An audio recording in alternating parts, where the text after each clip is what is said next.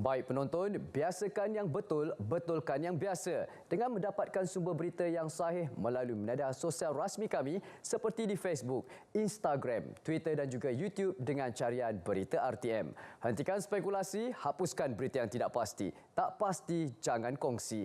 Assalamualaikum, salam sejahtera dan salam Malaysia Madani. Anda sedang menyaksikan Pastikan Sahih edisi Khamis 22 Jun 2023 bersama saya Nadine Nordin. Kita mulakan dengan segmen Sahih.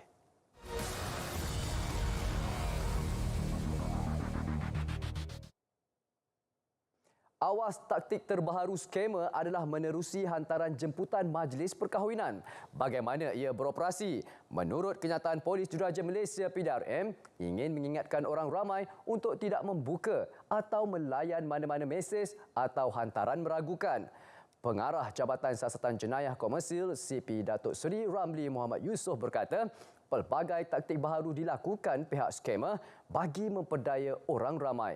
Beliau berkata pihaknya mengesan taktik terbaharu skamer menerusi hantaran jemputan majlis perkahwinan yang disebar melalui aplikasi WhatsApp.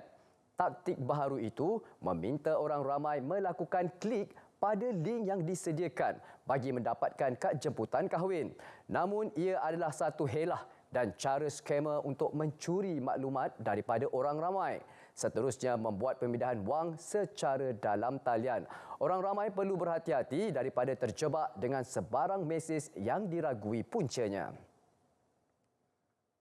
Adakah kita boleh mempercayai ejen yang menawarkan diri untuk menguruskan fasiliti sokongan akaun 2 FSA 2? Menurut kenyataan kumpulan wang simpanan pekerja KWSP, fasiliti sokongan akaun 2 iaitu FSA 2 hanya boleh dimohon melalui bank yang mengambil bahagian sahaja.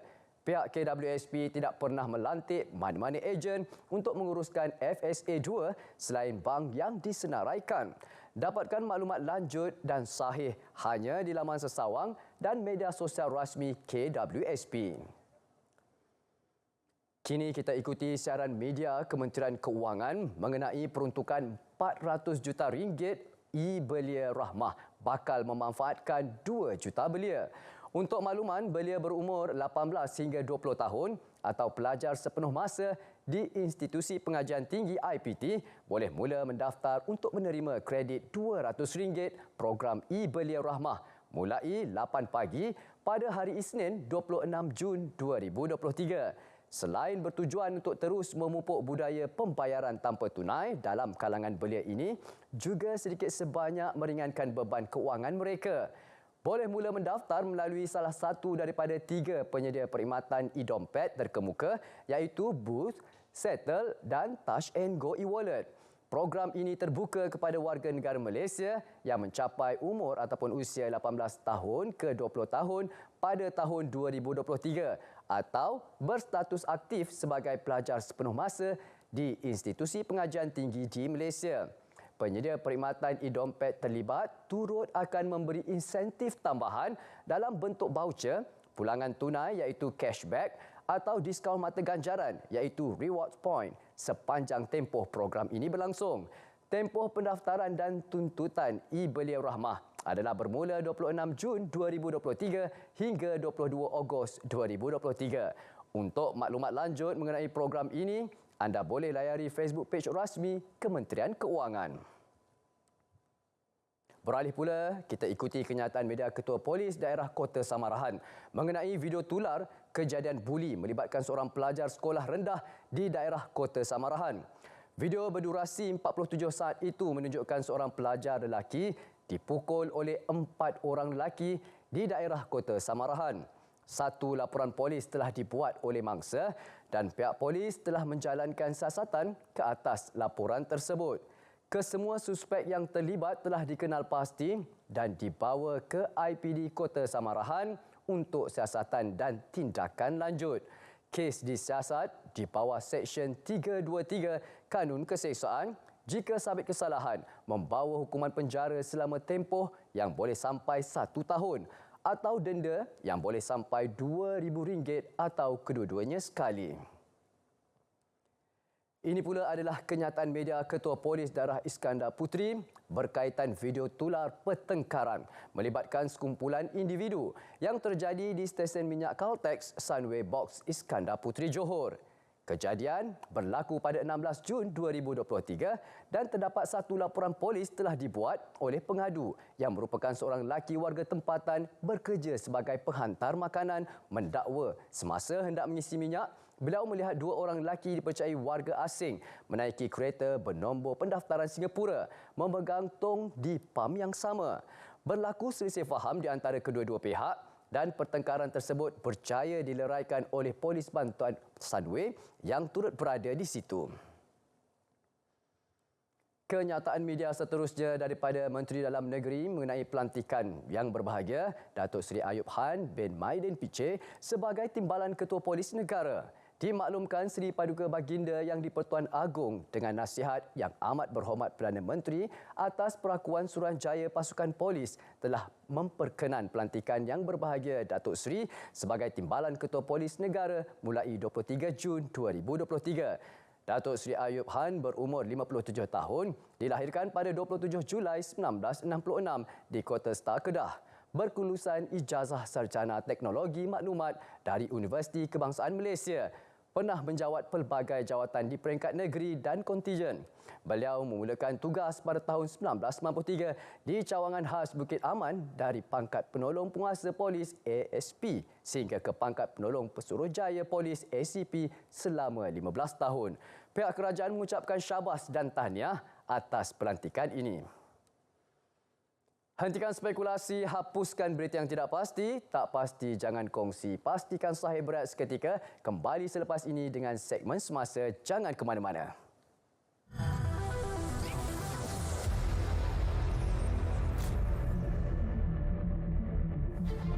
Inilah maksud negara madani. Kembali kepada asas, menjadikan masjid sebagai pengkalan majlis ibadah dan ilmu, dan menetapkan semua dasar pendidikan, ekonomi dengan semangat ihsan dan rahmah dan amanah supaya benar-benar mengangkat martabat dan darjat umat dan negara. Bagi rakan-rakan yang bukan Islam, semangat, nilai yang dipupuk, akhlak yang ditekankan dan ihsan dan rahmah itu akan menjadikan Malaysia ini negara yang berpaut pada Islam tetapi cuba menyantuni semua sebagai kaum keluarga yang boleh bersama-sama secara aman dan penuh hikmah mengangkat martabat darjat harakat umat dan bangsa.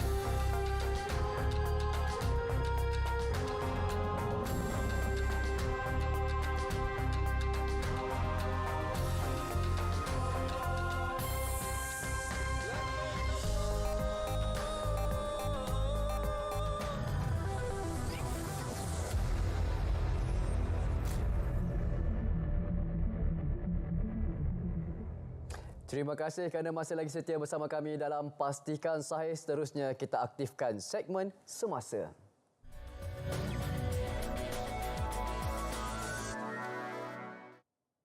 Mushaf Sultan Mizan Zainal Abidin dilancarkan semalam 21 Jun 2023. Sultan Terengganu Sultan Mizan Zainal Abidin berkenan merasmikan mushaf berkenaan yang beridentitikan hiasan Terengganu. Baginda bertitah penghasilan Mushaf Sultan Mizan Zainal Abidin ini adalah yang terbaharu selepas penulisan terakhir oleh almarhum Sultan Zainal Abidin III pada 1890 iaitu kira-kira 120 tahun lalu. Titah baginda Kesultanan Terengganu sejak dahulu lagi amat sinonim dan tersohor dalam menaungi aktiviti penulisan mushaf iaitu naskah Al-Quran bertulis tangan. Mushaf Terengganu bukan sekadar penukilan semata-mata, malah ia turut diakui pengkaji mempunyai keunikan, motivasi dan nilai tersendiri. Tulisannya lebih kemas dan mewah dengan peradak emas serta kaya dengan lorekan seni bina rumah Terengganu yang bermotifkan bunga-bungaan. Ia sekaligus menggambarkan nilai tata tertib kehidupan dan budaya bangsa Melayu Terengganu. Penulisan Mushaf Sultan Mizan Zainal Abidin dilakukan pasukan khas terdiri anak jati Terengganu yang diketuai Ahmad Zafuan Dato' Embong dibantu Muhammad Syafiq Muhammad, Ahmad Nashidi Ismail, Nurul Ain Ruslan dan Nur Hasmah Sairah Ahmad.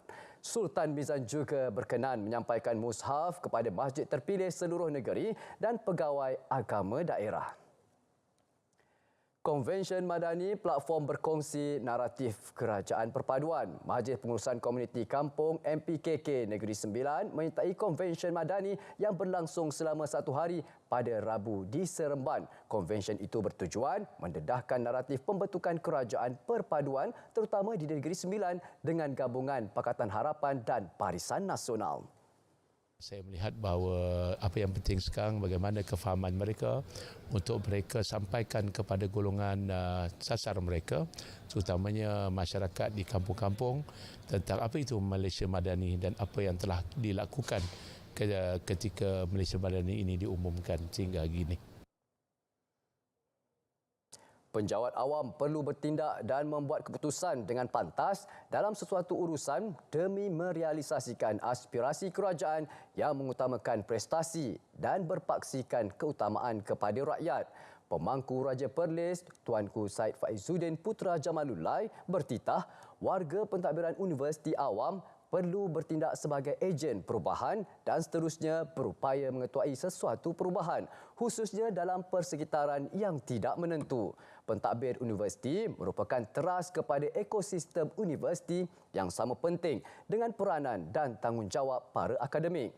Kecemerlangan universiti juga bergantung kepada kecekapan pihak pengurusan dalam mentadbir dasar dan proses kerja di semua peringkat organisasi. Baginda berharap agar para pentadbir universiti melalui masjid terus menerokai potensi dan peluang-peluang baharu dalam memperkasakan lagi bakat pentadbiran seterusnya memberi manfaat kepada komuniti sejagat. Konsep beragama perlu difahami dan diamalkan dengan pengertian yang sebenar bagi mengelakkan salah faham dan terjebak dalam ekstremisme agama. Antara yang perlu dielakkan ialah sikap pentingkan diri dan tidak mengamalkan kesederhanaan seperti yang diunjur akidah Ahli Sunnah wal Jamaah. Maksudnya apa? Kita tahu, kemudian pengetahuan kita itu menepati realiti, kemudian daripada dalil, bukti-bukti, sumber-sumber yang autentik, yang betul. Maka dengan kefahaman yang betul, ilmu yang betul, kita tahu konsep sebenar. Maka selepas datang konsep yakin, datang konsep ihsan. Ihsan yang kita maksudkan ni adalah kasih sayang, kita raikan ke semua manusia, kita tidak diskriminasi mana-mana bukan agama kita ataupun bukan kaum kita, kita raikan ke semua adalah makhluk Allah Subhanahu wa taala. Inisiatif rintis kerajaan menerusi skim perubatan madani mampu mengurangkan beban kos rawatan dan menampung keperluan kesihatan golongan B40 khususnya di Johor. Fasa awal program itu melibatkan 10 daerah termasuk Johor Bahru sekaligus mampu mengurangkan kesesakan di klinik kesihatan dan hospital awam. Dan sekarang cuma ada 33 dan proses pendaftaran GP-GP ke dalam senarai tersebut still ongoing, masih berjalan, dan mudah-mudahan pada masa yang terdekat kita pada masa yang kemaskini kita akan mengemaskinikan senarai tersebutlah. Malaysia memerlukan ekosistem holistik dan dinamik untuk ekonomi digital meliputi infrastruktur, peraturan, keuangan awam dan kemahiran adalah penting bagi negara membina dan mengembangkan kemahiran digital. Kepantasan perubahan dalam teknologi dan internet membuktikan penggunaan teknologi penting untuk jangka masa panjang. As part of the government's continuous efforts to create a sustainable, equitable and inclusive society, it is a priority for us to introduce MSMEs in SME-friendly policies that incentivize and promotes the rapid adoption of technology and digitalization.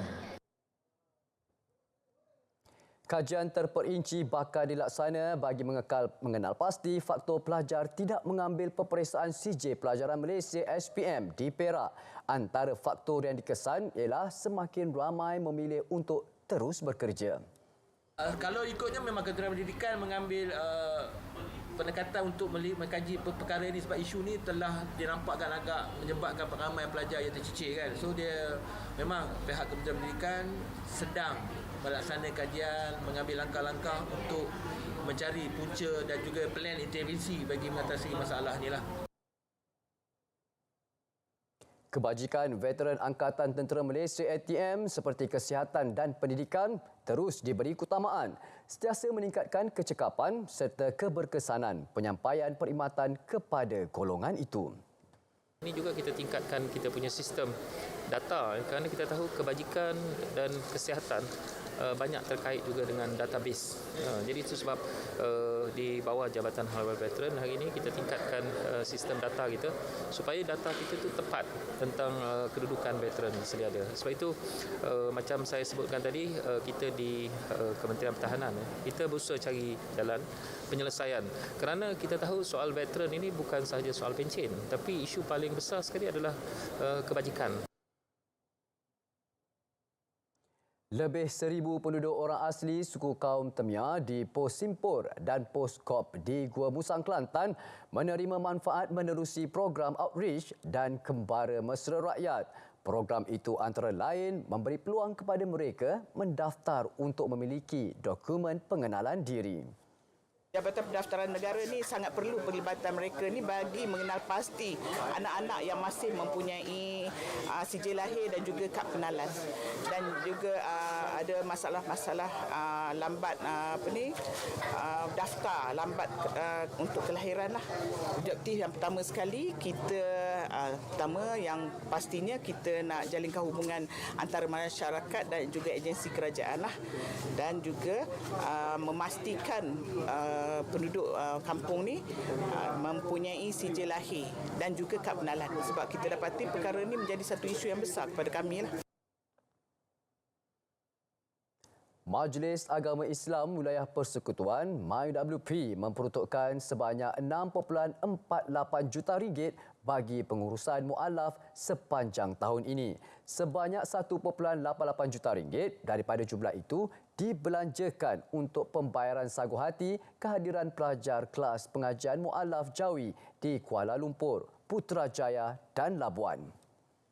Amat bersyukurlah sebab Majlis Agama Islam Wilayah Persekutuan telah membina Kompleks Darul Hidayah ini dan menyerahkan kepada Jawi untuk kita takbir urus bagi menempatkan kelas-kelas pengajian untuk saudara-saudara baru ataupun kelas-kelas pengajian Islam untuk mualaf. Tarikh pembubaran Dewan Negeri hanya akan diumumkan selepas mendapat perkenan daripada Sultan Kedah, Sultan Salihuddin Sultan Badli Shah, kata Menteri Besar Datuk Seri Muhammad Sanusi Makno. Beliau berharap proses demokrasi sepanjang pilihan raya Dewan Negeri dan pembentukan kerajaan baharu berjalan lancar. Katanya, berkempenlah atas kapasiti dan kekuatan parti masing-masing dengan bertanding secara anak jantan. Jangan gunakan aset-aset kerajaan negeri untuk berkempen, termasuk dana kerajaan serta agensi dan jabatan kerajaan. Tindakan jurucakap Parti Gerakan Dun Sungai Pinang Mok Kok On yang mempersoalkan tindakan Kerajaan Persekutuan menambah jumlah penjawat awam mendapat kritikan pelbagai pihak. Merasakan amat tekilan apabila menganggap anggota Perkhidmatan Awam itu sendiri sebagai beban kepada negara dalam bentuk sistem saraan dan upah kadar upah dan pencen yang ada pada ketika ini. Amat tidak munasabah seorang ahli politik sentiasa memainkan isu anggota Perkhidmatan Awam menjadi beban kepada kerajaan. Kami sebenarnya telah menyampaikan sistem penyampaian kerajaan kepada rakyat dengan begitu kesan. Bagaimana kami menjaga kedaulatan negara ini, bagaimana kami menjaga keselamatan, ketenteraman negara ini, bagaimana kami menjaga kesihatan negara ini, dan bagaimana kita berada dalam bentuk COVID-19 yang melanda negara ini. Kamilah anggota Perkhidmatan Awam yang bertukul lumus memberi perkhidmatan yang terbaik untuk rakyat dan negara.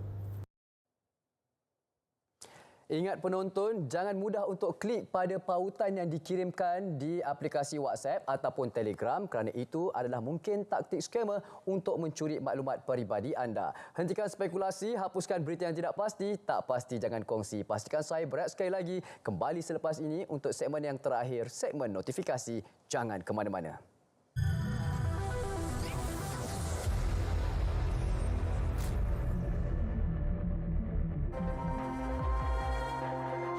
Bila kita ambil alih, tanggungan subsidi elektrik terlalu tinggi.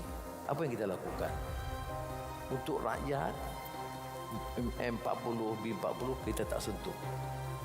Terus subsidi. Tetapi untuk golongan kaya, T20, maknanya teratas, dia bayar kos. Jadi saya kira fair. Jadi dengan itu kita jimatkan 10 bilion daripada subsidi. Sudah subsidi 30 bilion. Tak ada kerajaan boleh tanggung macam kita tanggung. Satu lagi yang haji. Yang saya tarik ini bukan untuk rakyat umum. Saya kata orang kaya. Ya, gaji RM10,000, RM50,000 sebulan. Tak payahlah tabung haji subsidi. Kerana tanggungan kepada kerajaan berat. Kalau ini semua boleh dikawal, maka kos pendidikan pelajar kita minimalkan.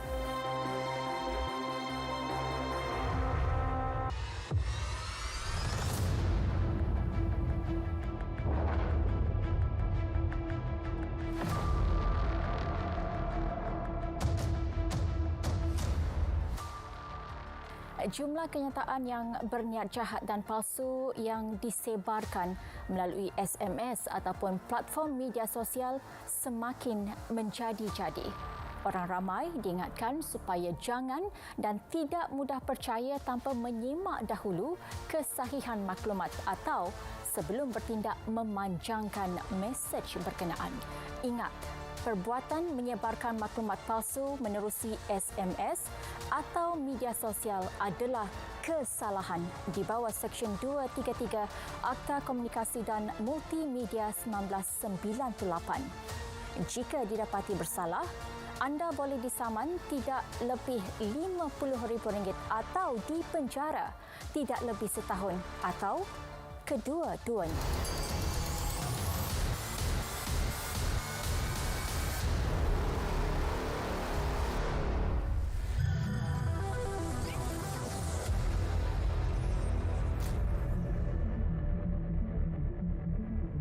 Kembali lagi bersama kami dalam Pastikan Sahih. Di minit-minit yang terakhir ini, ayo kita aktifkan segmen notifikasi.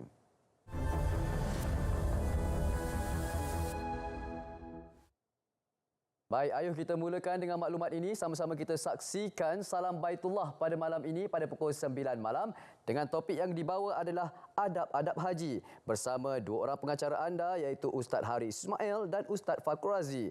Bersama tetamu yang diraih, Ustaz Datuk Mat Daud Cik Ngah iaitu mantan pengurus besar tabung haji dan juga pendakwah. Dan juga sama-sama kita meraihkan kedatangan selebriti kita iaitu Yana Samsudin yang akan berkongsi pengalaman beliau pada malam ini 9 malam di saluran TV1, saluran serentak di Berita RTM. MyTV saluran 123, juga muat turun aplikasi RTM Klik ke telefon pintar anda, juga melalui Radio Nasional FM, dan anda juga boleh ikuti TikTok, saluran TikToknya adalah Salam Baitullah, dan juga live Facebook iaitu Salam Baitullah. Ini pula adalah uji bakat bintang kecil bagi adik-adik yang berbakat. Ayo sertai, hadirkan diri pada 24 Jun 2023, Sabtu 10 pagi hingga 4 petang di Studio Mutiara FM RTM Pulau Pinang. Syarat-syarat penyertaan mestilah warga negara Malaysia, kanak-kanak berusia 7 hingga 12 tahun, lahir pada tahun 2011, 2016, bawa satu salinan MyKit atau surat beranak berserta satu keping gambar berukuran pasport atau penuh. Okey, untuk maklumat lanjut anda boleh dapatkan di Mutiara FM_RTM. Waspada berita palsu. Seringkali kami ingatkan, kita ingat sama kita, semak dahulu kesahihan sesuatu berita sebelum membuat sebarang perkongsian di media sosial. Untuk sebarang aduan, laporkan kepada pihak MCMC melalui pautan aduan.skmm.gov.my atau sebenarnya.my/salur. Tidak pasti, jangan kongsi. Jangan jadi pemilik akaun keldai atau akaun tumpang. Apakah akaun keldai atau tumpang? Individu yang membenarkan akaun bank mereka digunakan oleh orang lain untuk transaksi kewangan yang tidak sah atau menyalahi undang-undang. Ya, suka dapat tawaran, boleh saya guna akaun anda untuk melakukan apa-apa jua transaksi? Jangan sekali-sekali ya. Jangan benarkan akaun bank anda digunakan oleh penjenayah kewangan atau pihak ketiga. Perlu menjaga akaun anda dengan sebaik mungkin. Dan ini pula adalah prinsip perlindungan data peribadi. Ya, apa yang perlu kita ketahui? Prinsip am, prinsip notis dan pilihan, prinsip penzahiran. Iaitu, bagi prinsip penzahiran, iaitu data peribadi tidak boleh dizahirkan oleh pengguna data kepada mana-mana pihak tanpa persetujuan subjek data terlebih dahulu. Prinsip keselamatan, prinsip penyimpanan, prinsip integriti data, prinsip akses. Ya, ini maklumat ini anda boleh dapatkan di www.pdp.gov.my. Larangan pembakaran terbuka. Ada lagi yang seringkali melakukan pembakaran terbuka. Ya, jangan ya. Anda perlu ketahui maklumat ini. Kesalahan dan denda Seksyen 29A-2 atau 29B Akta Kualiti Alam Sekeliling 1974, kompaun maksimum RM2,000 atau denda sehingga RM500,000 atau penjara sehingga 5 tahun atau kedua-duanya sekali. Tanggungjawab bersama Pengusaha Agro Makanan Negara. Ini adalah kelayakan skim perubatan madani. Ya, bagi anda penerima sumbangan tunai rahmah STR berkeluarga, warga emas tanpa pasangan dan bujang. Kelayakan adalah secara automatik. Dan yang ketiga, mereka yang layak wajib membuat pengisytiharan bahawa mereka tidak menerima mana-mana manfaat yang sama atau serupa seperti skim ini daripada skim majikan atau kerajaan negeri atau agensi perubatan lain.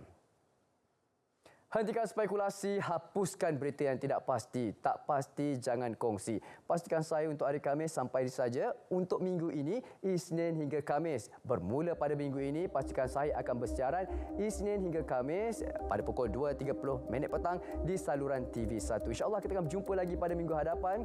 Ingat, Malaysia Madani, tekad perpaduan, penuhi harapan. Assalamualaikum dan salam sejahtera.